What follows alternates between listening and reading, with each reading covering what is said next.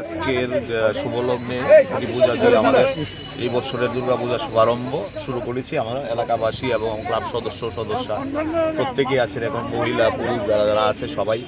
এই ব্যাপারে আমরা আজকে খুবই আনন্দিত।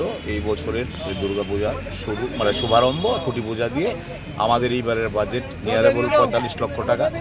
এর থেকে হয়তো একটু বাড়তেও পারে, মানে কমবে না, এরকমই হবে। আর আমাদের এবার পূজার থিম হচ্ছে রূপ থেকে রূপান্তর, মানে যে কোনো জিনিস যেগুলি আমরা ফেলে দিই এগুলি দিয়ে, যেমন কট বেল, তারপর ব্যাঙাচি, তারপরে মাশরুম, তারপরে আরও বিভিন্ন রকমের ফলের খোসা, বিভিন্ন রকমের আরও অনেক জিনিস আছে যেগুলো এখনও বলা যাবে না, অনেক কিছুটাও গোপন রাখতে হবে, সবটা বলে দিলে তো হবে না সেই। আর এবার আমাদের প্যান্ডেল করছে নদিয়ার ভৌমিক ডেকোরেটর।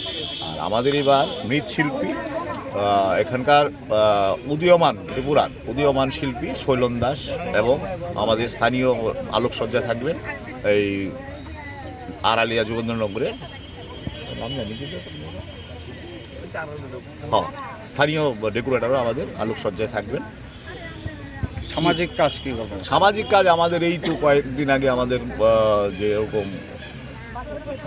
সাফাই স্বচ্ছ অভিযান গেল আমাদের 15 আগস্ট স্বাধীনতা দিবস উপলক্ষে, এবং আমাদের মহালয়ার পূর্ণলগ্নে একটা ছোটদের মধ্যে বসে আঁকো প্রতিযোগিতা হবে, এবং আমাদের শিশু গৃহে কিছু সামগ্রী আমরা বিতরণ করে থাকি প্রত্যেক বছরই, এবং আমাদের সবচেয়ে যেটা বড় যেটা আমাদের রক্তদান শিবির হবে পুজোর আগেই সেপ্টেম্বর মাসে। আমরা মোটামুটি একটা দিনক্ষণ ঠিক করে ফেলেছি। যাই হোক, আমরা আপনাদেরকে বলে দেব মানে একদম ফাইনাল ডেটটা কবে। কী মনে করছেন গত বছরের তুলনায় এবছর দর্শনার্থী টানতে সক্ষম হবেন?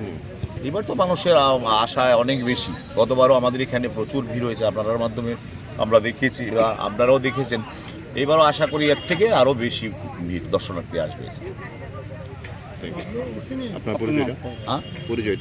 পরিচয়টা আমি পূজা কমিটির সেক্রেটারি রাজন আচার্যি, আমাদের ক্লাব সম্পাদক সঞ্জয় সাহা মহোদয়, এবং ক্লাব মানে পূজা কমিটির ট্রেজারার যিশু সাহা, জয়েন্ট ট্রেজারার আছেন রক্তিম সাহা, জয়েন্ট সেক্রেটারি স্বরূপ পাল, সদস্যরা এই যে পূজা কমিটির president Ashok Pal. Thank you.